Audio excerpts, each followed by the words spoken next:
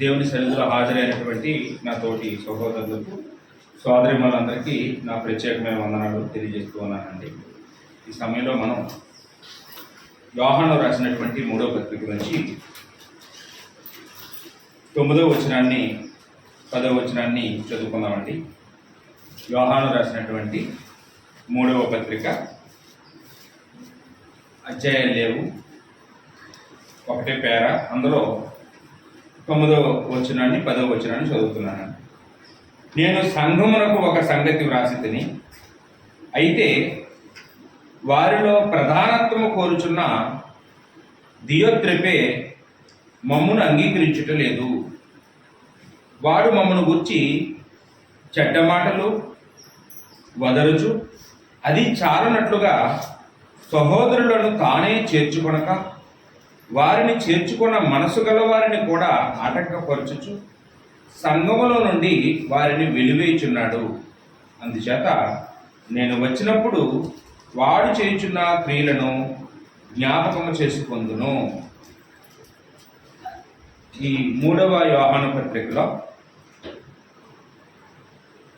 3 వ్యక్తుల గురించి యోహాను రాశారండి. ఆ 3 వ్యక్తుల్లో మొదటి వ్యక్తి మంచివాడు, 3వ వ్యక్తి మంచివాడు, కానీ 2వ వ్యక్తి మాత్రం చెడ్డ వ్యక్తిగా కనపడతా ఉన్నాడు. మొదటి వ్యక్తి ఎవరు అంటే మొదటి వచనంలో గాయు అనే పోతుంది. 3వ వ్యక్తి ఎవరంటే 12వ వచనంలో దేమోత్రి అనే మాట మనం చూస్తాం. వీళ్ళిద్దరూ మంచి పనులు చేస్తున్నారని వారిని అభినందిస్తున్నాడు యోహాను. కానీ ఈ దియోత్రెపే అనే 2వ వ్యక్తి మాత్రం ఈయన చాలా చెడ్డవాడంట.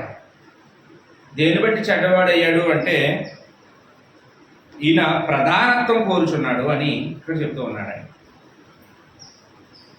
ప్రధానత్వం కోరుకోవడం పాపమా? ఈరోజు మన అంశం ఏంటంటే ప్రధానత్వం కోరుకోవడం పాపమా? ప్రధానత్వం అంటే ఏమో కాదండి, గొప్ప స్థానాన్ని కోరుకోవడం. ప్రధానత్వం కోరుకోవడం అంటే గుర్తింపు కోరుకోవడం, ఉన్నత స్థానాన్ని కోరుకోవడం. ఏమండి? పదవుల్లో కోరుకోవడం. ఈరోజు ఈ సమస్య ఉందా అంటే దాదాపుగా ప్రతి సంఘాల్లోనూ ఈ సమస్య ఉంటుంది. సంఘంలో ప్రతి ఒక్కరు కూడా గుర్తింపు కోరుకుంటూ ఉంటారు. ఈ సంఘానికి వెళ్తున్నాం కానీ గుర్తింపు లేదండి, ఇక్కడ ఎవరు పట్టించుకోవట్లేదు మమ్మల్ని. అదే అక్కడైతే నాకు ఒక పదవి ఇచ్చారు, అక్కడ నాకు ఒక ట్రెజరర్గా నాకు ఒక పోస్ట్ ఇచ్చారు, నాకు ఒక సంఘ పెద్దగా, నన్ను ఒక బిషప్గా, నన్ను అలాగా ఎలాగా నన్ను బాగా గౌరవించేవాళ్ళు. ఇక్కడేమో అలాంటి గుర్తింపులు ఏమో రావట్లేదని కొంతమంది ఏం చేస్తుంటారంటే ఎప్పుడు గుర్తింపు కోసం తహతహలాడుతూ ఉంటారు. దానికోసం ఎన్నో కార్యక్రమాలు చేస్తూ ఉంటారండి. దేవుడు మనల్ని ఉన్నతమైన స్థానంలో కూర్చోబెట్టడం తప్పులేదండి. ఏమంటే దేవుడే ఒకవేళ మనల్ని హెచ్చించి, దేవుడే మనకి ఒక గొప్ప హోదా ఇస్తే, గొప్ప గౌరవాన్ని ఇస్తే, గొప్ప ఉన్నతమైన స్థితికి తీసుకెళ్తే అది తప్పేం కాదు. దేవుడు ఇచ్చాడు కాబట్టి మనం వెళ్ళగలిగాం. కానీ మనం దాన్ని ఆశించకూడదు. నేను ఉన్నతమైన స్థాయికి వెళ్ళిపోవాలి, గొప్ప స్థాయికి వెళ్ళిపోవాలి, ఈ స్థాయి నాకు సరిపోవట్లేదని దేవుడిచ్చిన ఈ స్థాయిని కాదనుకొని ఇంకా ఏదో కావాలని, ఇంకా ఎక్కడికో నేను వెళ్ళిపోవాలని, అలాంటి దురాశ, ఇది కూడా ఒక రకమైన దురాశ అండి. మనకి 1 తిమోతి పత్రిక 6వ అధ్యాయం 10వ వచనంలో ధనాపేక్ష గురించి మాట్లాడుతూ, ధనాపేక్ష గురించి ఏమన్నాడంటే అక్కడ దానిని ఆశించి ఎందరో విశ్వాసం నుంచి తొలగిపోయి తమ్ము తాము పొడుచుకొని చనిపోయారు అని. అంటే ధనాన్ని ఆశించడం ఎంత పాపమో, ఎంత ప్రమాదమో, ప్రధానత్వాన్ని ఆశించడం కూడా. ఏమండి? గొప్ప స్థానానికి వెళ్ళిపోవాలని ఆశించుకోవడం, లేకపోతే ఈ పదవులను ఆశించడం, ఈ గుర్తింపులను ఆశించడం, ఈ ఉన్నతమైన స్థలాలను ఆశించడం, అది కూడా మనకి ప్రమాదమేనండి. అది కూడా మనకి నష్టమే. అది కూడా మనల్ని దేవుడికి దూరం చేస్తుందని ఇక్కడ మనం ఆలోచన చేస్తూ ఉన్నామండి. దేవుని యొక్క గ్రంథంలో ఈ దియోత్రెపే ఒకడే కాదు, ఎంతోమంది ఇలాగా దేవుడు వారికి ఇచ్చిన స్థితిని బట్టి సంతోషపడక ఇంకా ఏదో కావాలని, ఇంకా ఏదో చేరుకోవాలని, ఇంకా ఏదో పొందుకోవాలని, ఏమంటే ఈ జీవపడంపం అంటారు. గొప్పవారే ఇంకా గొప్పవాడిని అయిపోవాలి, ఇంకా గొప్ప స్థాయిలో నాకు కావాలని దేవుడు ఇవ్వకపోయినా సరే దాన్ని సంపాదించుకోవడం కోసం ప్రయత్నాలు చేసి చివరికి వాళ్ళు నష్టపోయిన వాళ్ళు ఎంతోమంది మనం చూస్తూ ఉంటాం. మనకి యోధా పత్రికలో 1:6 ఇక్కడ మనం చూసినప్పుడు పరలోక రాజ్యంలో కొన్ని దేవదూతలు ఇలాగా ప్రధానత్వాన్ని కోరుకున్నాయని రాయబడిందండి యోధా పత్రిక. ఇది కూడా ఒకటే అధ్యాయం, అంటే ఇందులో అధ్యాయం లేదు.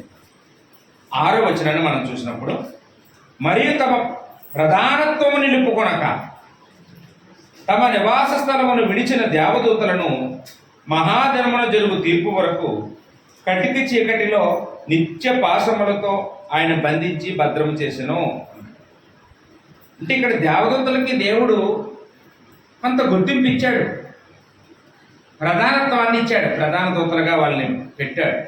కానీ ఈ దేవదూతలు దేవుడిచ్చినటువంటి ఆ ప్రధానత్వం చాలు, దీన్ని కాపాడుకుంటాం, దీనిని చక్కగా మేము కొనసాగుతాం అనుకోవట్లేదటండి.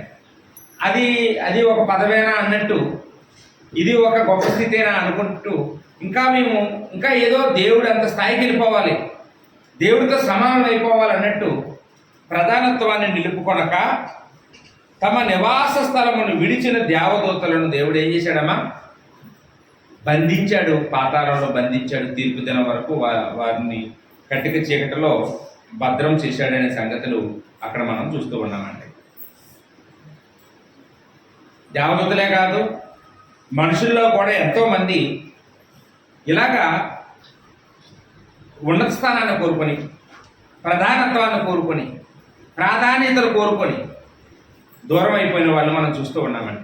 సంఖ్యాకాండంలో 16 మనం చూసినప్పుడు ఇక్కడ కోరహు అనేవాడు ఒకడు కనపడతాడండి. సంఖ్యాకాండము 16 మనం చూస్తే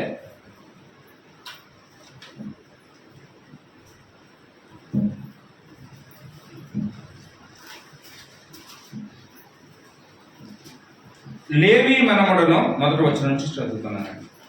లేవికి మనముడును, ముని మనముడును, లేవికి ముని మనముడును, కహాతుకు మనముడును,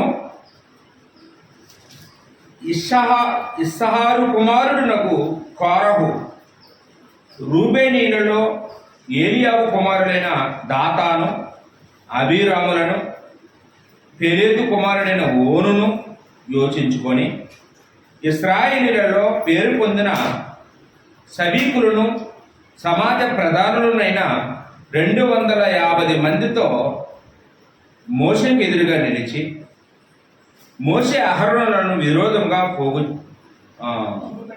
పోగుపడి, మీతో మాకిక పని లేదు, ఈ సర్వ సమాజంలోని ప్రతివాడును పరిశుద్ధుడే, యెహోవా వారి మధ్యన ఉన్నాడు, యెహోవా సంఘము మీద మిమ్మును మీరెలా హెచ్చించుకొనుచున్నారు అనగా, మోషే ఆ మాట విని సాగిలపడి, అటు తర్వాత అతడు కోరహుతోనూ వాడి సమాజంతోనూ ఇట్లనను,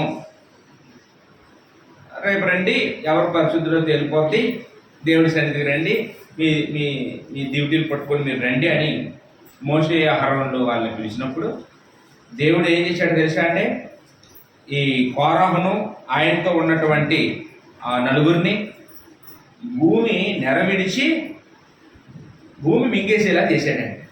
ఈ నలుగురిని వెంబడించినటువంటి 250 మంది ఉన్నారు. వాళ్ళని ఆకాశం అగ్ని దిగొచ్చి వాళ్ళని దహించేసేటట్లుగా మీరు అధ్యాయం చదివితే అర్థమవుతుంది. ఇంతకీ కోరహు ఎందుకు ఇవన్నీ చేశాడు? మోషే మీద తిరుగుబాటు ఎందుకు చేశాడు అంటే, మోషేకు వస్తున్న గౌరవాన్ని, మోషేకు ఉన్నటువంటి నాయకత్వాన్ని చూసి ఈయన అసూయపడ్డాట. నేను మోషే అంత ఎత్తుంటాను, నేను లేవి గోత్రం వాడినే, నాకేంటి డ్యూటీలు పట్టుకునే పని, నాకేంటి, నేను కూడా నాయకుడిని అయితే బాగుండు కదా, నాకేం తక్కువ, మోషే ఒకడే నాయకుడా, ఆయన ఒకడే పరిశుద్ధుడా, మేము కాదా, మాకేమో ఇలా చిన్న చిన్న పనులా, వాళ్ళేమో పెద్ద పనులా అని ఈయన ఏం చేశాడంటే కొంతమందిని తిరుగుబాటుదారుల్ని సంపాదించాడు. ఈ నలుగురు కలిసి ఒక్కో 250 మందిని సంపాదించాడు. ఏమండి, దేనికి ఇదంతా చేశాడు, ఈ కుట్రంతా చేశాడంటే తానేదో ప్రధానత్వాన్ని కోరుకుందామని, తానేదో లీడర్ అయిపోదామని. ఇప్పుడు మోసే లీడర్ అయిపోయాడా? దేవుడు మోసేని లీడర్ని చేశాడా? దేవుడు ఎన్నుకున్నాడు, దేవుడు ఇచ్చాడు అతనికి. అతను కోరుకోలేదు, తండ్రి నన్ను నాయకుని చేయి, నన్ను ఇశ్రాయేలు అందరికీ నాయకుని చేయి కోరుకోలేదండి. దేవుడు నిలబడమంటే నిలబడ్డాడు మోసే. ఇక్కడ కోరాహుని కూడా దేవుడు నిలబడమంటే నిలబడవచ్చు, దేవుడు వాడుకుంటే వాడబడవచ్చు. కానీ దేవుడు కోరాహును వాడుకోలేదు. కోరాహు తనకు తానే నాయకుని అయిపోదాం అనుకున్నాడు. తన ప్రజ్ఞతో, తనకున్నటువంటి జనబలంతో, ఏమండి, ఏదో సాధించేద్దాం, ఇశ్రాయేలు అందరికీ నాయకుడిని అయిపోదాం, మోసే లాంటి నాయకుడిని అయిపోదాం, తిరుగుబాటు చేద్దాం అనుకున్నాడు. తాను చనిపోయాడు, తనను వెంబడించిన వాళ్ళందరూ కూడా చనిపోయారు. ఏమంటే ఈ 250 మంది చనిపోతే ఇంకా కొన్ని వేల మంది ఆ చచ్చిపోయిన వాళ్ళ పక్షంగా మోసే మీద తిరుగుబాటు చేశారు. వాళ్ళందరూ చనిపోయారు. ఏమండి, అంటే ఇలాంటి స్వభావం ఈరోజే కాదు, అన్ని కాలాల్లోనూ కూడా ఈ ప్రధానత్వాన్ని కోరుకునే వాళ్ళు, నష్టపోయిన వాళ్ళు గోకులంగా మనకి దేవుని యొక్క గ్రంథంలో మనకి కనపడతా ఉంటారండి. ఇక రెండో వ్యక్తిగా మనం చూసినప్పుడు న్యాయాధిపతుల గ్రంథం 9వ అధ్యాయం మనం చూసినప్పుడు 5వ వచనంలో గిద్యోను కుమారుడు కనపడతాడండి. ఇతను ఇశ్రాయేలీయులకి 6వ న్యాయాధిపతి. గిద్యోను ఉపపత్ని యొక్క కుమారుడు. గిద్యోనికి చాలామంది భార్యలు ఉన్నారు, ఒక ఉపపత్ని కూడా ఉంది. ఈ ఉపపత్ని ఎవరు అంటే ఈమె షెకేముకు చెందినటువంటి, ఈ షెకేం అనే ఊరికి చెందినటువంటి. అయితే ఈయన ఏం చేశాడంటే తండ్రి చనిపోయిన తర్వాత ఆ తండ్రి యొక్క పదవిని, అంటే న్యాయాధిపతి పదవిని తాను పొందాలనుకున్నాడండి. తండ్రి గిద్యోను ఎంత గొప్పోడంటే ఒక రోజున ఇశ్రాయేలు అందరూ వచ్చి, అయ్యా గిద్యోను గారు, మీరు మమ్మల్ని ఏలాలి, మీరే మాకు న్యాయాధిపతిగా ఉండాలంటే ఆయన ఒప్పుకోకుండా, నేను ఏలను, నా కుమారులు ఎవరు మిమ్మల్ని ఏలరు, యెహోవాయే మిమ్మల్ని ఏలుతాడు అన్నాడు. నిజంగా పేరుకే మేము నాయకులం, కానీ మేమంతా కూడా దేవుని పరిపాలనకు లోబడతాం, దేవుడు ఎలా చెప్తే అలా బ్రతుకుతాం, మేము ఎప్పుడు మిమ్మల్ని పరిపాలించాం, దేవుడే మిమ్మల్ని పరిపాలిస్తాడు అని అంత గొప్ప భక్తుడిగా బ్రతికాడండి గిద్యోను. కానీ గిద్యోను వృద్ధాప్యం చేత చనిపోయిన తర్వాత అతని పిల్లలు మాత్రం భక్తిహీనులైపోయారు. వాళ్ళు యెహోవాకు విరోధంగా బ్రతికారండి. అందరూ ఒక కుమారుడు, ఎవరంటే ఈయన పేరు అబీమెలెకు. 5వ వచనం మనం చూసినప్పుడు, తర్వాత అతడు వాప్రాలోనున్న తన తండ్రి ఇంటికి పోయి యెరుబ్బయలు కుమారులను, తన సహోదరులైన ఆ 70 మంది మనుషులను ఒక్క రాతి మీద చంపెను. ఏం చేశాడండి ఈయన అబీమెలెకు? తండ్రి తర్వాత ఆ 70 మందిలో ఎవరు రాజు అయిపోతారో అని, ఆ 70 మంది కొడుకుల్లో ఎవరో రాజు అవ్వకూడదని ఏం చేశాడండి, దీనికోసం తన తల్లి యొక్క బంధువుల దగ్గరికి, షెకేము వారి దగ్గరికి వెళ్ళి, 70 మంది వచ్చి మిమ్మల్ని ఏలాలా, లేకపోతే ఇదిగో మీ మనవడిని అయినటువంటి నేనే ఏలాలా, మీరే చెప్పండి అని అలా తాతగారు ఊరెళ్ళి ఏం చేశాడండి, అక్కడ మనుషులందరినీ మోటివేషన్ చేసి, మిమ్మల్ని నేను వెళ్తే బాగుంటుందా, బయట వాళ్ళు వచ్చి వెళ్తే బాగుంటుందా, మీరే చెప్పండి, నేనేది మీ రక్తం, నేను మీ దగ్గరుండి, మా అమ్మకి కొడుకుని నేను, వాళ్ళందరూ బయట వాళ్ళు అని పక్షపాతం నేర్పాడు వాళ్ళకి. ఇప్పుడు వాళ్ళు కూడా ఆలోచించి, సరే మనోడు కదా, మనకి ఏదైనా న్యాయం చేస్తాడో, ఇతను రాజు అయితే అని చెప్పి వాళ్ళంతా వాళ్ళ దగ్గర ఉన్న డబ్బు పెట్టుబడిగా ఇచ్చారు. అప్పుడు ఆ డబ్బు పట్టుకెళ్ళి కొంతమంది అల్లరమోకని డబ్బుతో కొని వాళ్ళని తీసుకెళ్ళి ఈ 70 మంది అన్నదమ్ముల్ని కూడా చంపేశాడండి అబీమెలెకు. దేనికోసం అండి? పదవి కోసం. అందులో ఒక్కడ బతికాడంట, ఒక్కడు తప్పించుకున్నాడంట. అందరూ అందరూ చనిపోయారండి. ఈయనకి సరే మొత్తానికి న్యాయాధిపతి అయిపోయాడు, ఏళ్ళ మొదలు పెట్టాడు. కానీ ఇతను దేవుడు ఏర్పాటు చేసుకున్న న్యాయాధిపతి అయితే బాగా పనిచేస్తాడు, దేవుడికి లోబడి పనిచేస్తాడు, మంచి పనులు చేస్తుంటాడు. ఇతను స్వార్థంతో ఇతను ఏదో గొప్పల కోసం ఏదో నాయకుడిని అయిపోదాం అనుకున్నాడు. కానీ తండ్రిలాగా యథార్థంగా పనిచేసి ఒక 40 సంవత్సరాలు వెళ్ళాడు తండ్రి. అలా వెళ్ళే ఉద్దేశం లేదు ఇతనికి. కాబట్టి దేవుడు ఏం చేశాడంటే ఇతనికి ఒక దురాత్మ ఇతనిలో ప్రవేశించేలా చేశాడు.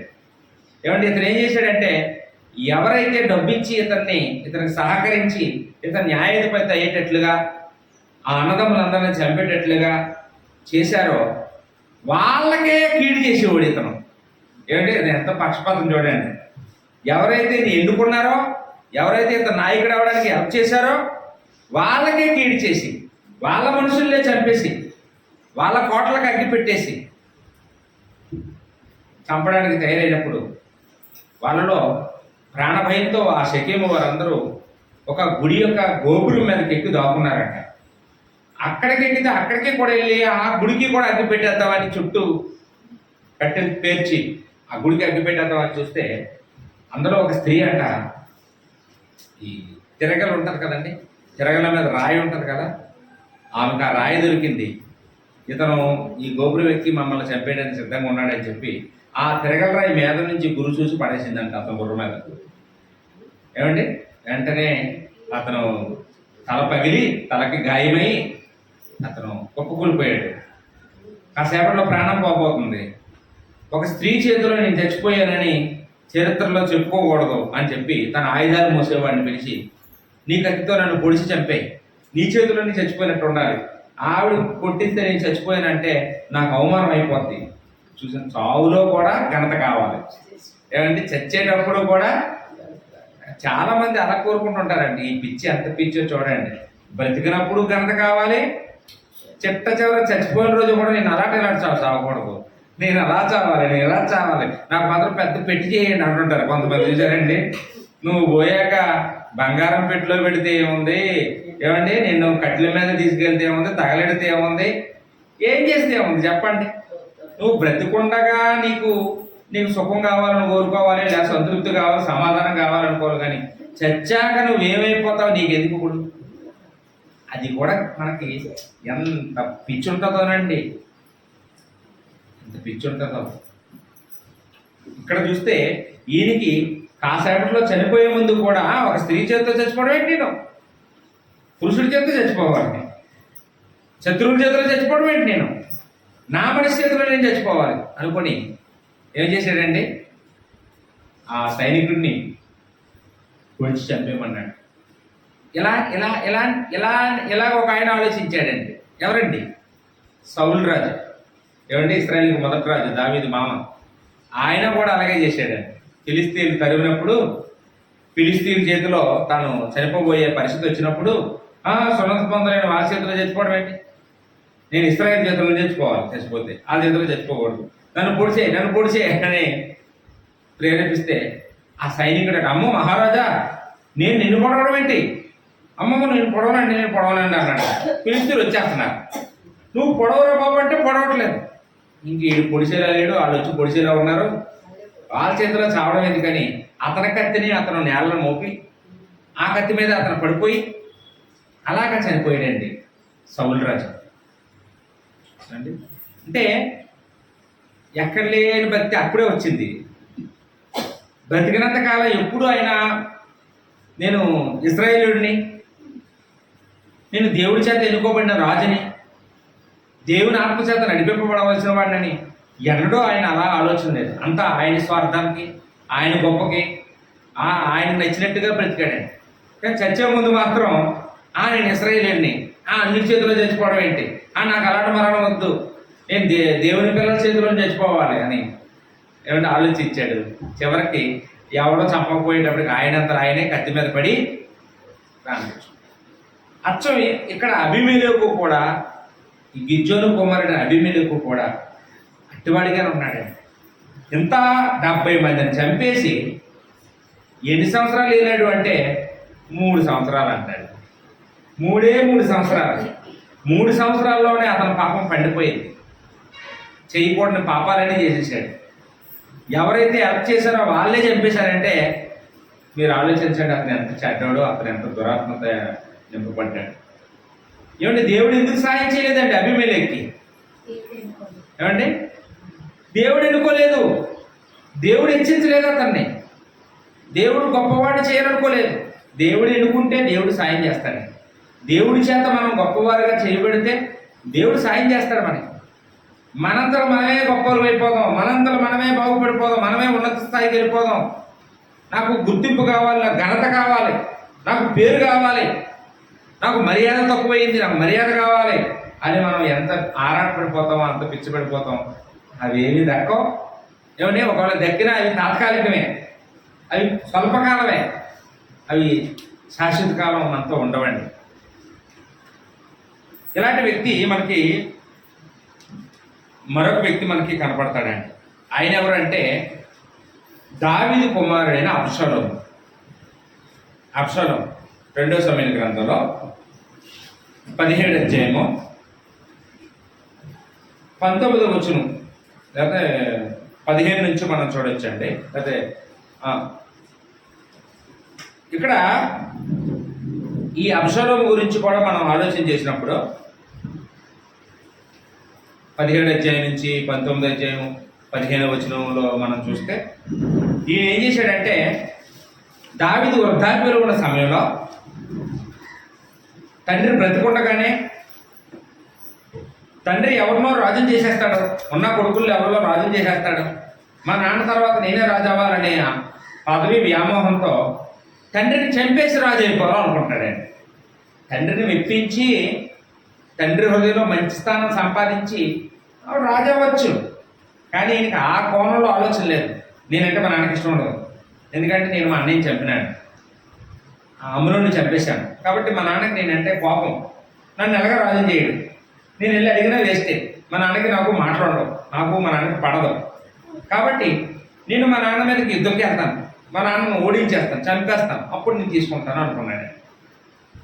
ఈయన దగ్గర ఉన్న సైనిక బలం ఎంత, దావీదు దగ్గర ఉన్న సైన్యం ఎంత, ఆయన దగ్గర గొప్ప సైన్యాధిపతులు ఉన్నారండి, త్రివిధ దళాలు ఉన్నాయి దావీదు దగ్గర.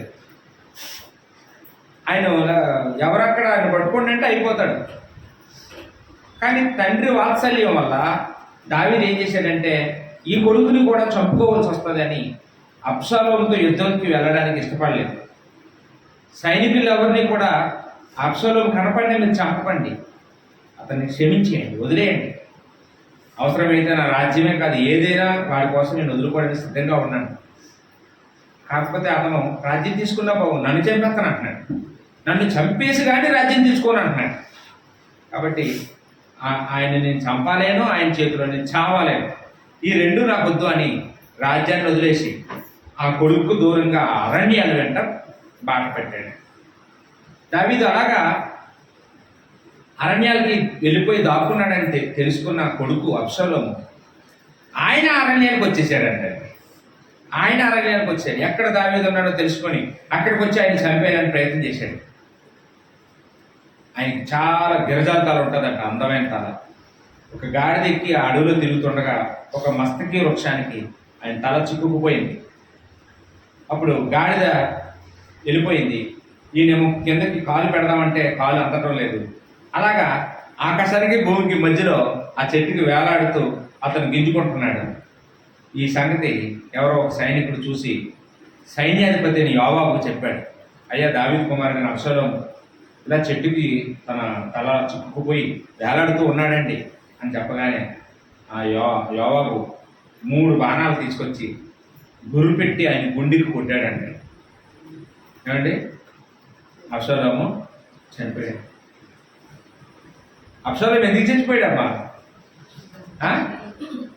ప్రధానత్వం కోరుకొని, దేవుడు ఇవ్వని ప్రధానత్వాన్ని కోరుకొని, దేవుడు ఇవ్వని ఉన్నత స్థానాన్ని కోరుకొని, గుర్తింపును కోరుకొని, ఏదో ఇంకా నాకేదో కావాలి, అది వెంటనే కావాలి, ఈరోజే కావాలి, రాత్రి నేను పెద్దోడిని అయిపోవాలి. ఏమండి, మనం హెచ్చింపైనా మన తగ్గింపైనా ఎవరి చేతులు ఉంటుంది తెలుసా? దేవుడి చేతులు ఉంటుంది. మనం అనుకుంటే మనం హెచ్చింపబడలేమండి. మనం అనుకుంటే మనం అభివృద్ధి అవ్వలేము. దేవుడు మనల్ని అభివృద్ధి చేయాలి. హెచ్చించేవాడు ఆయనే, తగ్గించేవాడు ఆయనే. మనం ఒకవేళ ఏదో గొప్ప స్థాయికి వెళ్ళిపోదామని ఒకవేళ మనం ఎంత ప్రయత్నం చేస్తామో అంత దిగిపోతాం, ఇక్కడ చూసారండి, మనం చదువుకున్న ముగ్గురు వ్యక్తులు కూడా ఎవరు? కోరాహు అలా ప్రాధాన్యతను కోరుకొని మోషే మీద తిరుగుబాటు చేసి ఆయన చనిపోయాడు, ఆయన వెంబడించిన వాళ్ళు చనిపోయారు. అబీమెలెకు అదే విధంగా ఎవరైతే సహాయం చేశారో వాళ్ళ చేత చంపబడ్డాడు. అలాగే అబ్షలోము కూడా తండ్రి మీదే తిరుగుబాటు చేసి తండ్రి యొక్క సింహాసనాన్ని దక్కించుకోవడానికి ప్రయత్నం చేసి యవ్వన కాలంలోనే ఆయన కూడా తన ప్రాణాలని కోల్పోయినట్టుగా మనం చూస్తూ ఉన్నామండి. దేవుడి కుమారుడు ఎవరైనా ఇలా ప్రవర్తించకూడదు. మనం దేవుడి పిల్లలం. లోకంలో వాళ్ళు ఇలా ప్రవర్తిస్తారు. ఎప్పుడు పదవుల కోసం, అధికారాల కోసం, గుర్తింపు కోసం, గౌరవాల కోసం, మర్యాదల కోసం ప్రాకులాడుతుంటారు. క్రైస్తవులు పాకులాడతారా? వాళ్ళ ఇంటికి వెళ్ళి వందలు చెప్పలేదండి. ఆవిడ అసలు లేచి నిలబడాలి కదా, నిలబడలేదండి. డ్రింక్ పట్టుకొచ్చేవా కదా, నాకు ఇవ్వలేదు చూసారండి అని చాలామంది ఎప్పుడు కూడా ఏం చేస్తుంటారంటే ఎదుటి వ్యక్తిలో లోపాలు ఎత్తుకుంటూ యేసుప్రభు మాట అన్నారండి, ఎదుటి వ్యక్తి నీకు ఏం చెయ్యాలని నువ్వు కోరుకుంటున్నావా అది నువ్వు చెయ్యి, వాళ్ళు నీకు ఏం చేయాలో అదే నువ్వు చెయ్యి. అలా వందలు చెప్పాలనుకుంటున్నావా నువ్వే చెప్పు. వాళ్ళు నీకు కుర్చీ వేయాలని కోరుకున్నావు, నువ్వే వాళ్ళ ఇంటికి వెళ్ళి వాళ్ళు కుర్చీ వేయి, తప్పే ఉంది అమ్మా. నువ్వే పలకరించు. వాళ్ళు నిన్ను చూసి నవ్వాలని కోరుకున్నావా, నువ్వే ముందు నవ్వు. మొదటి మాట నీదే అవ్వాలి, తప్పేముంది. ఏమంటే ఎదుటి వ్యక్తి మనకి ఏం చేయాలని కోరుకుంటున్నామో అది మనము చేస్తే సరిపోద్ది అన్నాడు సింపుల్గా. ఇంకా అహం ఎక్కడ ఉంటుంది చెప్పండి? ఇంకెక్కడ మనం ఈ ఈ దురాశ మనకి ఎప్పుడు వస్తుంది చెప్పండి? రాదండి. యేసుప్రభు దగ్గరికే స్వయంగా వెళ్ళి సాతాను శోధించారు కదండి. నాకు ఆలకు నమస్కారం పెట్టి ఈ లోక రాజ్యాలన్నీ నీకు ఇచ్చేస్తాను అన్నాడు. నువ్వు సిలువ మరణం పొందక్కర్లేదు, కష్టాలు పడక్కర్లేదు, దెబ్బలు తినక్కర్లేదు, సులువుగా ఈ లోకం నీ చేతిలో పెట్టి నేను వెళ్ళిపోతాను అన్నాడు. ఏమండి యేసుప్రభు అలాగే ఎన్ని తప్పదు షార్ట్కట్లో నాకు గుర్తింపు వచ్చేది అనుకున్నాడా? నీ దేవుడిని యెహోవా తప్ప ఎవరికి మొక్కకూడదని బైబిల్లో ఉందని చూపించాడండి. ఏమండి అడ్డదారుల్లో గొప్పవాళ్ళు అయిపోవాలనే కోరిక యేసుప్రభులో లేదు, అపోస్తలులు ఎవరిలో లేదండి. దేవుడి పిల్లలమైన మనలో ఉండకూడదు. ఒకనొక సందర్భంలో శిష్యులు కూడా లేదా యూదులు కూడా వచ్చి యేసుప్రభు దగ్గరికి వచ్చి యేసుప్రభుని ఆయన శిలువ మరణం పొందకుండానే ఆయన రాజు చేయడానికి చూశాడు. భౌతికమైన యూదులకు రాజుగా చేయాలనుకున్నారు. యోహాను సువార్త 6వ అధ్యాయం 15వ వచనం మనకు ఆ సంగతి కనపడుతుంది. యోహాను సువార్త 6వ అధ్యాయము 15వ వచనం. రాజుగా చేయుటకు వారు వచ్చి తను బలవంతముగా పట్టుకుని పోచున్నారని యేసు ఎరిగి మరలా కొండకు ఒంటరిగా వెళ్ళాను. ఏమండి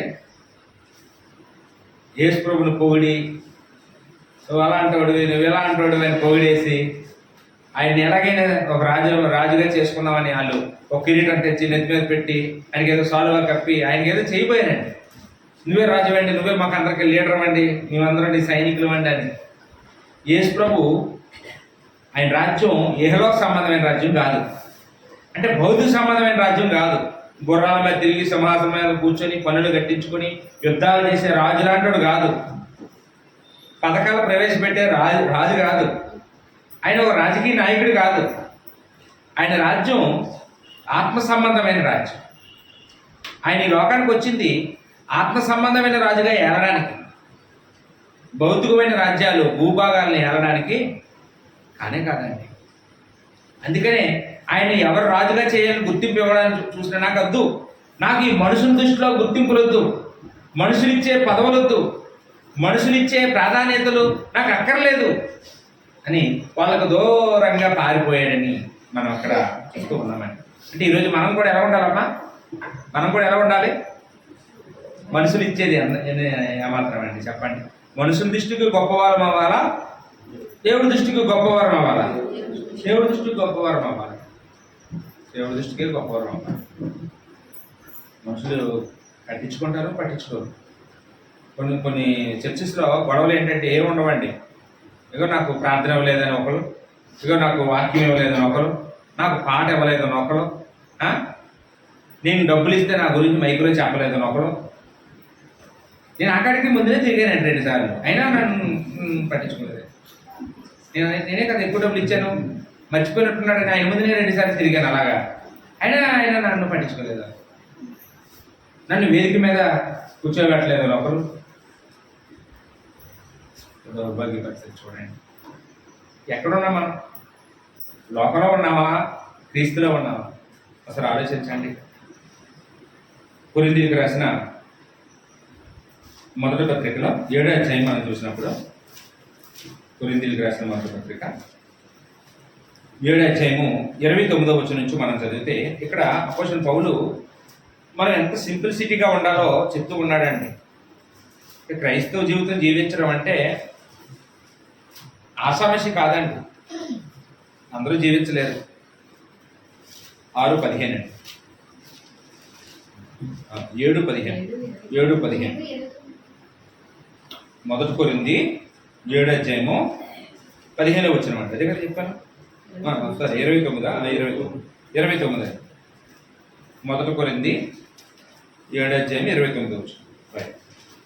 సహోదరులారా, నేను చెప్పింది ఏమనగా, కాలం సంకుచితమైనది కనుక ఇక మీదట భార్యలు కలిగిన వారు భార్యలు లేనట్టును, ఏడ్చువారు ఏడవనట్టును, సంతోషపడేవారు సంతోషపడనట్టును, కొనువారు తాము కొనినది తమది కానట్టును, ఈ లోకం అనుభవించేవారు అమితముగా అనుభవింపనట్టును ఉండవలను.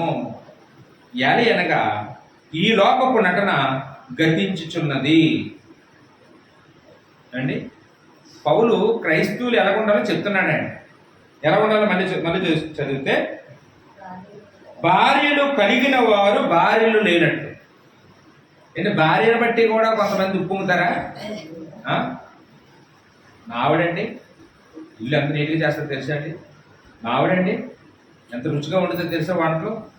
మావిడండి బట్టలు అవుతుందో తెలుసా? మావిడ ఎంత రెస్పెక్ట్ తెలుసా? నేను చెప్తే ఎదురు చెప్పక సమాధానం ఉండదు అని కొంతమంది అలాగా భార్య గురించి ఎక్కడ పడితే అక్కడ సోపేసుకుంటూ ఉంటారు. భార్యను బట్టి ఉప్పొంగొచ్చా? మా ఆవిడ ఎంత అందంగా ఉంటుందో తెలుసా? మంచిదే, అవన్నీ మంచి లక్షణాలే. అందంగా ఉంది, సంతోషం. తెలివైంది, సంతోషం. సంపాదిస్తుంది, సంతోషం. సంతోషపడు. అవన్నీ బయటకు వచ్చి గొప్పలు చెప్పుకుంటే ఎందుకంటే అలా చెప్తారు, గుర్తింపు కోసం. గుర్తింపు కోసం చెప్పకూడదండి. గుర్తింపు కోసం కొన్నిసార్లు ఆ మొహం మీదే ఆయన్ని పొగుడుతుంటారు. కొన్ని వెనకట్టి కూడా కాదు, వాళ్ళు సంతోషపడాలని. భార్యలు ఉన్నవాళ్ళట భార్యలు లేనట్టు ఉంటారండి. అంటే ఒక భార్య లేకపోతే ఎన్ని కష్టాలండి. మనం చాలా సందర్భాల్లో ఎవరైనా చనిపోయినప్పుడు మాట్లాడుకుంటూ ఉంటాం. భర్త చనిపోయి భార్య ఉంటే ఎలాగైనా బ్రతికేస్తాడండి నిజంగా. అదే భార్య చనిపోయి భర్త మిగిలిపోయాడు అనుకోండి, ఆయన బతకలేడండి, చాలా కష్టం. ఏమండి, వాళ్ళు చాలా కష్టపడవలసి వస్తుంది, చాలా ఇబ్బందులు పడవలసి వస్తుంది, చాలా సమస్యలు ఎదుర్కోవచ్చు. ఎందుకంటే వాళ్ళకి ఏ సౌకర్యాలు ఎవరు అరేంజ్ చేసేవాళ్ళు ఉండరు. చాలా నరకమే వాళ్ళ జీవితం. భార్య ఉన్నానంట, భార్య లేని వాళ్ళలాగా ఉండాలంటండి. మరి ఎలా ఉండాలో మరి ఆలోచించుకోండి. భార్య ఉంటే ఏం చేస్తాం? ఇంటికెళ్ళి నీళ్ళు పెట్టి వెన్నీళ్ళు అంటారా? ఇప్పుడు క్రైస్తుడు ఏం చేయాలండి? భార్య లేనట్టు. భార్య లేనట్టు అంటే గబగబా వెళ్ళి ఆయనే నీళ్ళు పెట్టేసుకోవాలన్నమాట. అర్థమైందండి? భార్య నుండి భార్య లేనట్టంటే ఎలాగో అనుకోకండి. ఏ ఆజ్ఞాపిస్తూ ఉంటారు భార్యని. ఏం చేస్తారు ఇంట్లో నుండి? ఎలాగని ఆ అరుపులో ఎరవకుండా గబగబా వచ్చి మన పనులు మనమే చేసుకొని, ఏమంటే మనకు తోచిన కాడికి మనమే చేసుకొని మన పనులన్నీ చేసిపోవాలి క్రైస్తవులు. అలా చేసినోడు గుర్తింపు కోరుకుంటున్నాడా? ఆయన భర్తను అతిశయించే అవకాశం వస్తుందా? నా భార్య కూడా చూస్తుంది, ఆయన ఎంత మంచివాడు, కష్టపడి వచ్చి కూడా నన్ను ఇబ్బంది పెట్టకుండా పడుకున్నానని చెప్పి నన్ను దెబ్బలాడకుండా ఆయనే వచ్చి ఆయన పనులేయో చేసేసుకున్నాడని మంచిగా ఆలోచిస్తుందా లేదా అండి? ఆలోచిస్తుంది. భార్య ఆ మాట భార్యకే చెప్పాడు, భర్తకి చెప్పలేదు. భర్తకే చెప్పాడు, భార్యకి చెప్పలేదు. భార్య కూడా అలాగే ఉండాలి. భార్య కూడా అలాగే ఉండాలి. అంటే మనం కొన్ని సందర్భాల్లో మనం మగవులమి పురుషులే మనమేమో నేను భర్తను కదా అని ఒక గుర్తింపు కోరుకుంటూ ఉంటాం. అలా ఉండకూడదు. భార్య లేనట్టే ఉండాలి. అంటే కొంతమంది చూడండి, ఈదులో పిల్లి ఇంట్లో పులి అంటుంటారు. బయటికి వెళ్తే ఎందుకు పనికిరారు, ఏమండి పిల్లిలాగా ఉంటారు, ఇంట్లో మాత్రం పులి అయిపోతుంటారు. ఏమంటే నేను భర్తనే, భార్య లోపో. మరి మనం ఎలా ఉండాలండి? ఇంట్లో భార్య లేని వాళ్ళలాగా. భార్య లేకపోతే ఏం చేస్తావు మరి? అప్పుడు చేసుకోవా? అప్పుడు ఎవరు తిడతావు? అప్పుడు ఎవరు కొడతావు? అసలు ఊహించుకోండి, అప్పుడు ఎలా ఉంటుంది మన పరిస్థితి? ఎవరిని తిడితే ఎవరు చేస్తారు మనకి? మనకెవరో దగ్గరలో బంధువులు ఒక రోజు 2 రోజులు హెల్ప్ చేస్తారు. వాళ్ళు తిట్టామనుకోండి, ఇలాగనే వండుతో కూర అంటే రేపు నువ్వు వండుకొని పోతారు వాళ్ళు కదండి. ఇలాగ నేను బట్ట వదులుతా అన్నారు పక్కింటి వాళ్ళని సాయం చేసిన వాళ్ళని చేస్తారండి. ఫోన్లే కదా అని కనికరించి మనం ఏదో చేస్తే మనకే పేర్లు పెడుతున్నాడు ఇతను, మనల్ని ఎలాగంటున్నాడు అలాగంటున్నాడు అని చెప్పి ఎవరు ఇంక మన్నాడు సాయం చేయరండి. భార్య ఉన్నప్పుడే భార్య లేనట్టు. అదే భార్య లేనట్టు ఉండడం అంటే ఇంటికి చెప్పబట్టకుండా ఎప్పుడో రావడం అయ్యగారు ఏంటి.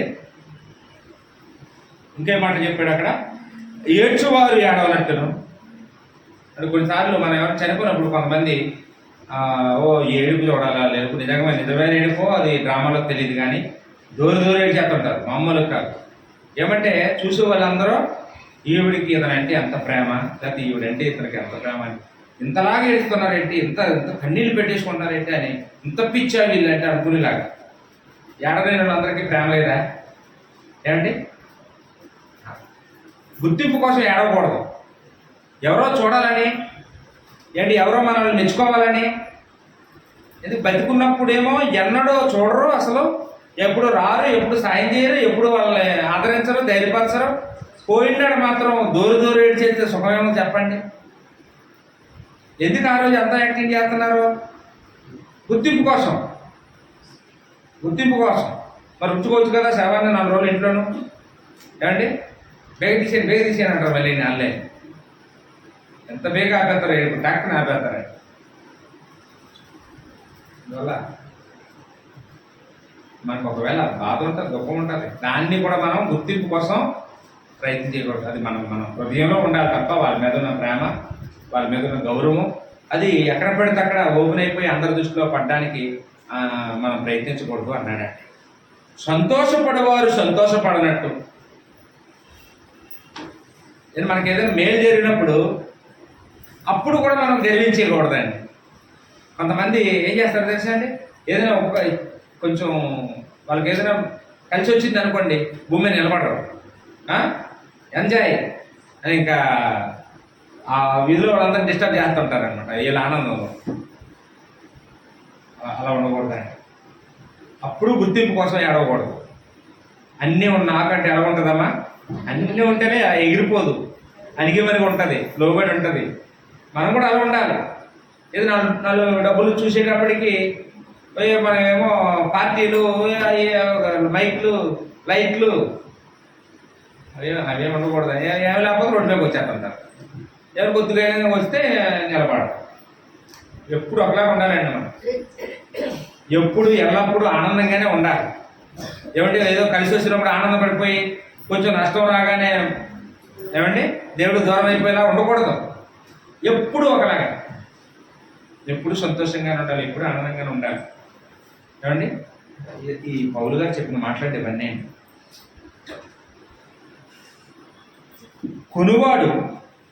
కొనువారు తాము కొనినది తమది కానట్టు.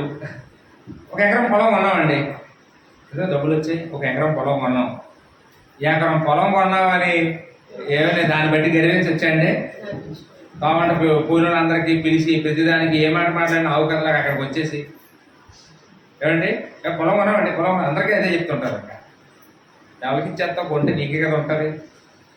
దాన్ని ఎందుకు అంతలాగా డబ్బేసి కొట్టుకోవడం? అది నీకు ఉంటుందా? అది ఎప్పుడు కూడా మనం ఏమనుకోవాలంటే, మనం ఏదైనా కొనుక్కున్నా నేనైనా దాన్ని వదిలిపోతాను, అదేనా నన్ను వదిలిపోతుంది. శాశ్వతం కాదు, ధనం శాశ్వతం కాదు, ఈ భూమి శాశ్వతం కాదు, ఏది శాశ్వతం కాదండి. అది అక్కడే ఉంటుంది, మనమే పోతుంటాం. ఇదంతా నాదని చెప్పుకుంటుంటాం, అది అక్కడే ఉంటుంది. మనం వెళ్ళిపోతూ ఉంటాం. మన తర్వాత ఇంకోటి వస్తాడు ఎవడో లైన్లోకి, ఆడు నీదంతా నాదే అనుకుంటుంటాడు, ఆడే వెళ్ళిపోతుంటాడు. అది అక్కడే ఉంటుంది. ఎవడో పెట్టుకుంటే పండుతుంది, లేకపోతే అలా పాడవుతుంది. దానికి ఎందుకండి ఇంత ఆడంబరం? దానికి ఎందుకు చెప్పండి? మహామహులు గొప్ప గొప్ప వాళ్ళే ఏర్లు ఏదంటారండి, వాళ్ళ బళ్ళు అవుతుంటాయి, బళ్ళు వాళ్ళు అవుతుంటాయి. సాధారణమైన విషయం అండి. దీన్ని బట్టి మనం అతిశయించకూడదు, దాన్ని బట్టి మనం గొప్పలకు పోకూడదు, వాటిని బట్టి నేను ఏదో గొప్పవాడిని అనుకోకూడదు. ఎంత దీనంగా బ్రతకాలో క్రైస్తవ జీవితం అంటే అంత అదండి. అంటే క్రైస్తుడు ఏం సంపాదించుకోకూడదా? అయిపోదు, అన్నీ ఉండాలి, అన్నీ సంపాదించుకో. దేవుడిస్తే ఎంతవరకైనా మనం వెళ్ళొచ్చు, కానీ ఎంత ఎదుగుతున్నామో అంత ఒదగాలి. చెట్టు ఎలాగండి, పొడవైపోతే ఏదో ఒకవైపు వంగుతూ ఉంటుంది కదా, అలా ఉండాలి. మనం కూడా వంగే ఉండాలి. కానీ ఏంటి, వీళ్ళకి గర్వం వచ్చేసిందండి, వీళ్ళలో మార్పు వచ్చేసిందండి. ఎన్నాళ్ళు బాగా ఉండేవారు, ఇప్పుడు అలా లేరండి. ఇది కొన్న తర్వాత ఎల్లో చేంజ్ వచ్చేసిందండి అనేలాగా ఉండకూడదండి. మనకి దేవుడు ఎంత అభివృద్ధి పరుస్తున్నాడో అంతకు 3 రెట్లు మనం అందరితో కలిసిపోవాలి. ఇంత గొప్ప వాళ్ళు ఇలా కలిసిపోతారేంటి? ఇతను ఎంత తగ్గించుకుంటాడేంటి? వాస్తవానికి అతను లెవెల్కి అయితే మనం ఎందుకని పనికొస్తామా ఆయన దగ్గర? ఏంటి ఇంత మంచి గుణం ఏంటి, ఎలా వచ్చింది వీళ్ళకి? వీళ్ళు చర్చికి వెళ్తారు, వీళ్ళు దేవుడు నమ్ముకున్న వాళ్ళు, వీళ్ళు ప్రార్థనకి వెళ్తారు, అందుకే వీళ్ళు ఇలాగా ప్రవర్తిస్తారు అని దేవుణ్ణి మహింపరిచేటట్లుగా మన ఈ లోకంలో బ్రతకాలండి. అంతేగాని ఏదో చూసుకొని, ఎవరినో చూసుకొని మనం ఎప్పుడు కూడా మనం అతిశయించకూడదండి. మనం అతిశయించకూడదు. మార్కు సువార్తలో మనం చూసినప్పుడు 10వ అధ్యాయంలో, మార్కు సువార్త 10వ అధ్యాయము 42 నుంచి మనం చూస్తే యేసుక్రీస్తు వారు చెప్పిన మాటని మార్కు గారు రాశారండి. మార్కు సువార్త 10వ అధ్యాయము శిష్యులతో చెప్పిన మాటలు అంటే ఇవన్నీ. 42వ వచనం ఏమన్నారంటే, యేసు వారిని తమ మీదకి పిలిచి వారితో ఇట్లనను, అన్యజనులలో అధికారులని ఎంచబడిన వారు వారి మీద ప్రభుత్వం చేయదు, వారిలో గొప్పవారు వారి మీద అధికారం చేయదురని మీకు తెలియను. మీలో అలా ఉండకూడదు. మీరు ఎవడైనా గొప్పవాడే ఉండగోరని ఎడల వాడు మీకు పరిచారం చేయువాడై ఉండవలను. మీరు ఎవడైనా ప్రముఖుడై ఉండగోరని ఎడల వాడు అందరికీ దాసుడై ఉండవలను. మనుషు కుమారుడు పరిచారం చేయించుకుంటూ రాలేదు, కానీ పరిచారం చేయుటకును అనేకులకు ప్రతిగా విమోచన క్రయదముగా తన ప్రాణం ఇచ్చుటకు వచ్చినను. అమ్మ, ఇక్కడ యేసుక్రీస్తు వారి శిష్యులకి ఏం చెప్తున్నారమ్మా? లోకంలో ఒకరు ఎవరైనా అధికారం ఉంటే వాళ్ళు ఏం చేస్తారండి? ప్రభుత్వం చేస్తారు. అది మేము అధికారంలో ఉన్నాం కాబట్టి మేము చెప్పిందే మీరు వినాలి, మేము మిమ్మల్ని ఏలాలి, మీరు మా చేత ఏలబడాలి. మమ్మల్ని ఎదిరిస్తావా? మేమేంటో తెలుసా, మా బ్యాక్గ్రౌండ్ ఏంటో తెలుసా, మా పార్టీ ఏంటో తెలుసా అని ఏం చేస్తారండి? లోకంలో వాళ్ళు చిన్న అధికారం రాగానే బలత్కారాలు చేస్తుంటారు, దౌర్జన్యాలు చేస్తారు, రౌడీయాలు చేస్తారు. అది లోకంలో ఉన్న సాధారణం. వాళ్ళు అందుకే అవుతారండి, వాళ్ళు అందుకే పదవిలోకి వస్తారు అవన్నీ చేయడానికి. ఒక క్రైస్తవుడైన మనకే దేవుడు ఒక పదవి ఇచ్చాడు అనుకోండి, అప్పుడు మనం ఎలా ఉండాలండి? అమ్మా, అలా ఉండొచ్చా? అలా ఉండకూడదండి.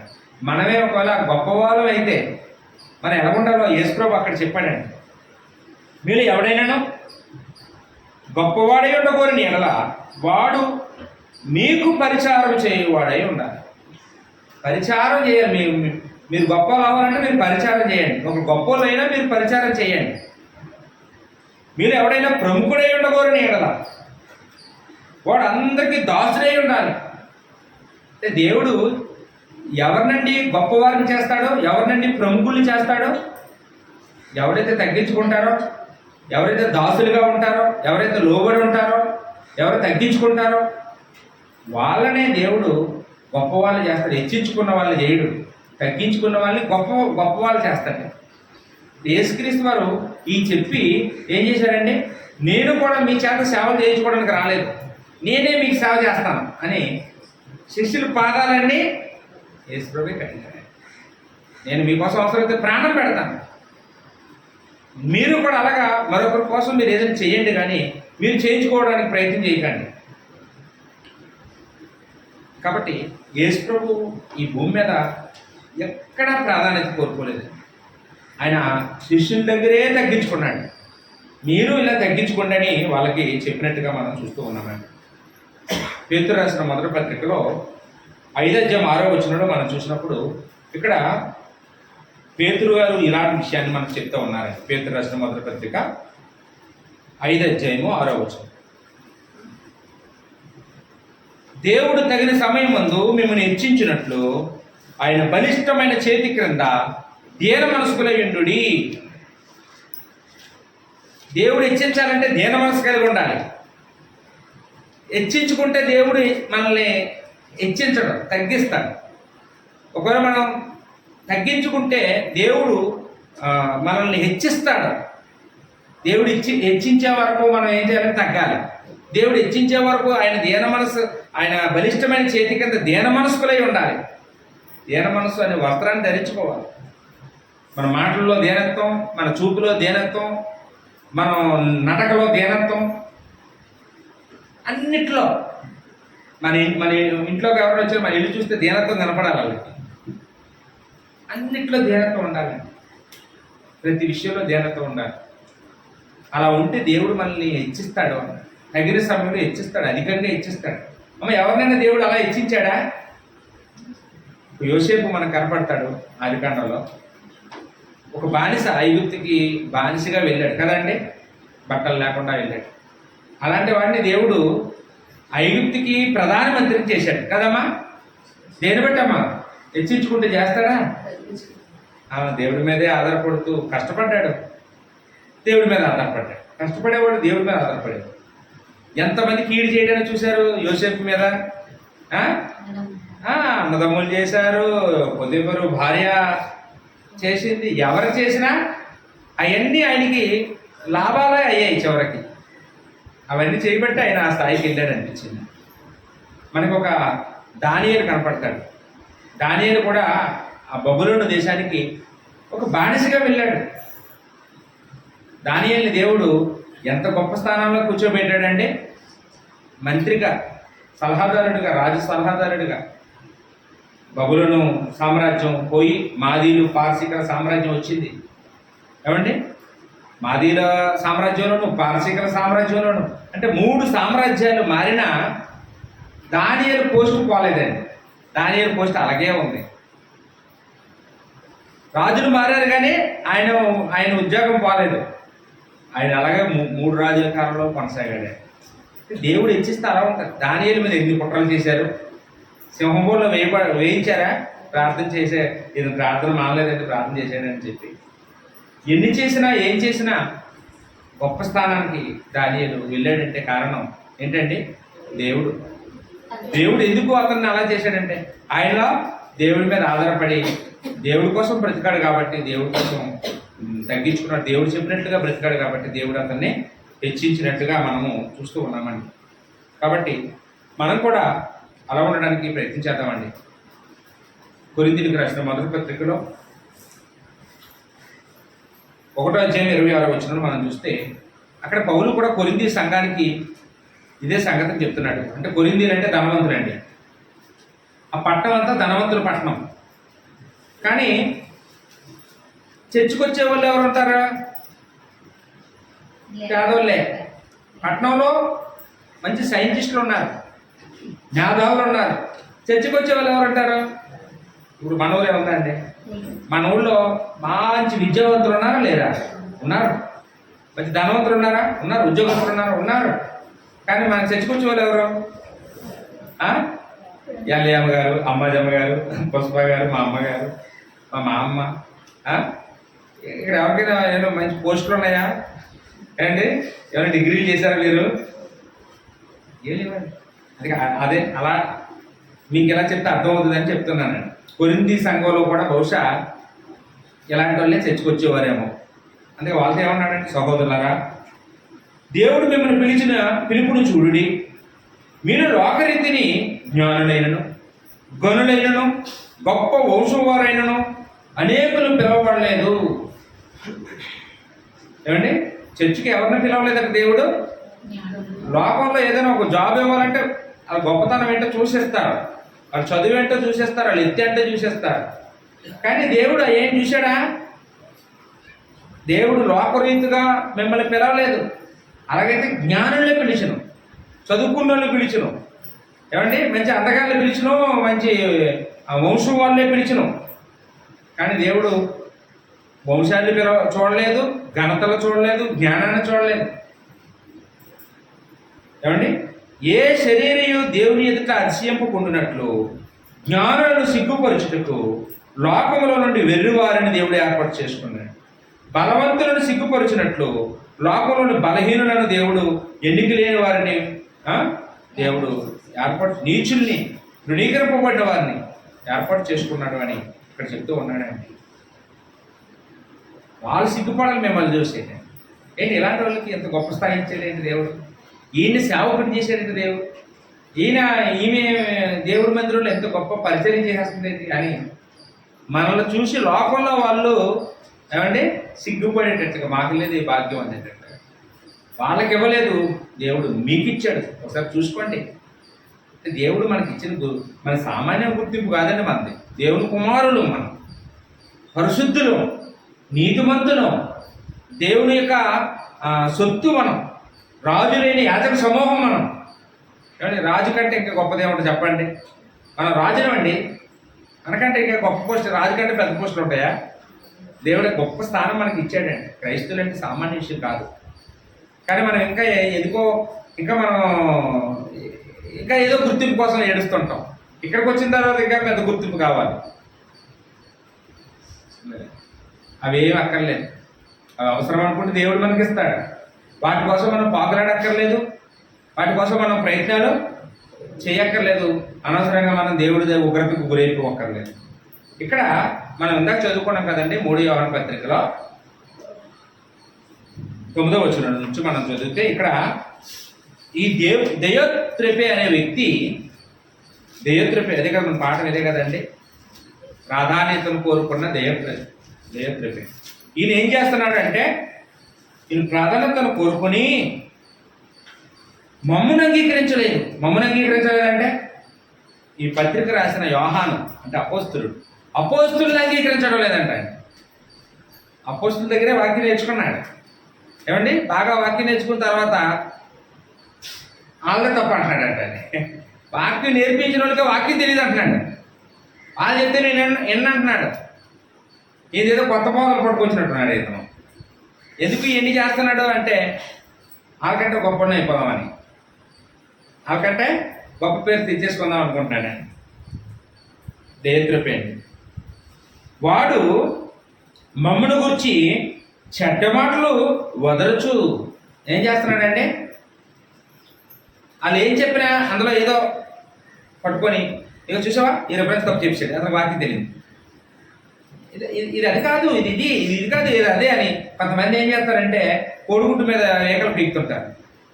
ఏదో కంగారులో ఒక చిన్న మిస్టేక్ ఒక వచ్చిన అది ఇది చెప్తాం, ఏమంటే అది పట్టుకొని ఇతను వాక్యమే తెలియదు, ఇంక చెప్పిన వాక్యం అంతా వదిలేస్తారు. గంట ప్రసంగం ఆ చిన్నది పట్టుకొని ఇతనికి ఏం తెలియదు అని. ఇప్పుడు చూడండి, మనం సోషల్ మీడియాలో, యూట్యూబ్లో చూస్తుంటాం. ఒక ముఖ్యమంత్రి ఎన్ని మంచి పనులు చేసినా ఆయన ఏదో చిన్న మిస్టేక్ మాట్లాడితే అది భగవాన్ సార్లు చేస్తుంటారు. ఏంటంటే ఇతనికి మాట్లాడడం రాదు, ఇతను అది ఇతను ఇది అని చెప్తుంటారు, బురజలుతూ ఉంటారు. వాళ్ళ గురించి అంతా బేడ ప్రచారం చేస్తుంటారు. వాళ్ళు ఎన్ని మంచి పనులు చేసినా ఎన్ని పక్కన పడిచేస్తారు.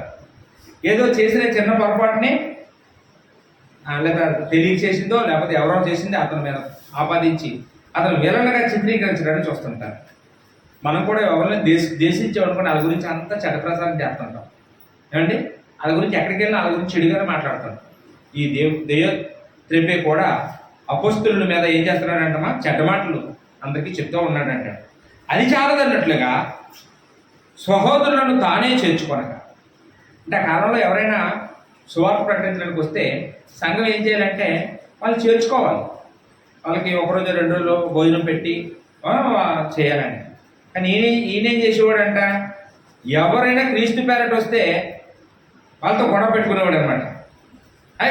మీరెవరో, నీకు మా సంబంధం లేదు, మేము ఎవరి మాట వినాం, మీరెవరు మా చర్చికి రావద్దు, మాది వేరే చర్చు, మాది డిఫరెంట్ అనుకొని వచ్చిన వాళ్ళందరితో గొడవే.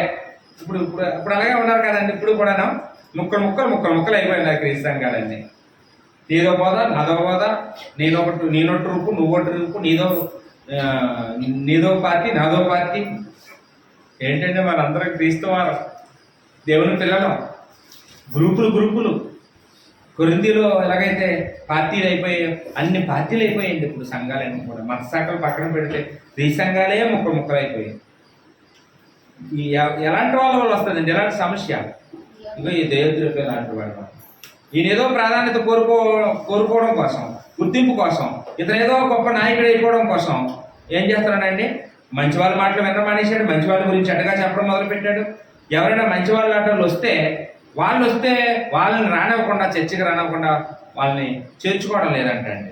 ఇంకా ఏం చేస్తున్నాడు, ఒకళ్ళు ఎవరైనా కనికరం ఉన్నవాళ్ళు, బాబు వాళ్ళు చేర్చుకోకపోతే మా ఇంటికి రా, మేము అన్నం పెడతాం, మా ఇంటి దగ్గర ఉండి 2 రోజులు ఉండి సువార్త చేసి వెళ్ళండి అన్నారు అనుకోండి, వాళ్ళ దగ్గరికి వెళ్ళి గొడవ పెడేస్తానండి. మీరెవరో, నా మాటకి ఇల్లు లేదా, నేను చెప్తే వినరా అని వాళ్ళ ఇంటికి వెళ్ళి ఆ చేర్చుకున్న మనసు గల వారిని కూడా ఆటంకపరుస్తూ సంఘంలో నుండి వారిని వెలివేస్తున్నాడు.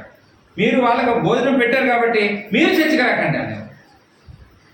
ఏంటి, మీరు వాళ్ళతో మాట్లాడారు కాబట్టి మీరు చర్చికి రావద్దు, మా దగ్గర రావద్దు. ఏం ప్రావండి అసలు. చూడండి, ఇతను మంచి పనులు చేయట్లేదు, ఎవడైనా మంచి పని చేస్తే చేయనివ్వడం లేదు, చేయనివ్వకపోగా వాళ్ళని చర్చిలోకి వెళ్ళేస్తున్నాడు అండి. ఈయన సంఘం కోసం సిలువ మీద రక్తం గార్చాడు, ఈయన దెబ్బలు తిన్నాడు. ఈయనకి ఏం సంబంధం ఉందండి సంఘం మీద? ఈ రోజుకి కూడా క్రీస్తు యొక్క సంఘం మీద ఎవరికీ అధికారం లేదండి, క్రీస్తుకు తప్ప. మనందరమే ఆయన సంఘంలో మనం పని వాళ్ళమే. నేను గొప్పని, నా మాట మీరు అందరూ వినాలి, నేను మీ అంతనే, నేనే పెద్దనే, మీ అందరికి నేను ప్రభువుని. అలాంటి హెచ్చులకి ఎవరు పోయినా వాళ్ళు పతనమైపోతారండి. అక్కడ కొన్నాళ్ళకి సంఘం కూడా ఉండదు. అంతకంటే పెద్ద రోగం ఇంకొకటి లేదండి, అదే గర్వం. ఏమండి, అలాంటి గుర్తింపు ఎవరికి మనం ఇవ్వక్కర్లేదు, మనం ఇవ్వకూడదండి. అతనిలో ఏదో చేదైన వేరు మొలవడం వల్ల అతను అలా ప్రవర్తించాడండి, వెలేస్తున్నాడంటే. అందుకే పేతురు రాసిన మొదటి పత్రికలో 5వ అధ్యాయం 3వ వచనంలో ఒక మాట ఉంటుందండి, చదువుకొని ముగించుకున్నాము. పేతురు రాసిన మొదటి పత్రిక 5వ అధ్యాయము 3వ వచనంలో, మీకు అప్పగింపబడిన వారిపైన ప్రభువులైనట్టుండక మందకు మాదిరిలుగా ఉండుడి, ప్రభువులుగా ఉండకడి. చర్చిలో మనందరికీ కూడా ఏదో పని ఉంటుంది, మనకి ఏదో పోస్ట్ ఉంటుంది. కొన్ని చర్చిలో కొంతమంది నాయకత్వం చేస్తుంటారు, వాళ్ళకి అది అప్పచెప్పడం వల్ల వాళ్ళు నడిపిస్తుంటారు, మంచిది. కొందరేమో హెచ్చరిస్తుంటారు. ఏమండి, పై విచారణ చేసే వాళ్ళు ఉంటారు సంఘ పెద్దలు. ఎవరైనా కానీ ఎవరిని కూడా ప్రభువులైనట్టు ఉండకూడదు, ఎవరైనా మాదిరిగా ఉండాలి. మాదిరిగా ఉండడం అంటే నీకు ఏదైతే చెప్తున్నానో నేను అది చేయాలి, మరి నేను చేసి మీకు చూపించాలి మరి, అంతే తప్ప నేను ప్రభువుని నేను చెప్తాను మీరు చేయండి అంటే నేను మాత్రం చేయను, మీరు చేయాలి. ఏమండి, తప్పు కదండి? తప్పున్నారా? మీరు మాత్రమే చేయండి, నేను చేయనంటే తప్పే కదండి. అలా ఉండకూడదండి. సేవకులు ఎవరు అలగొనకూడదు, సంఘ సభ్యులు ఎవరు అలగొనకూడదు. మనం ఏదైతే చెప్తున్నామో దాన్ని మనం చెయ్యాలి. మనం చేసి చూపించి అప్పుడు ఇతరులకి నేర్పించాలి. అలా అలా ఉన్న సంఘం డెవలప్ అవుతుంది.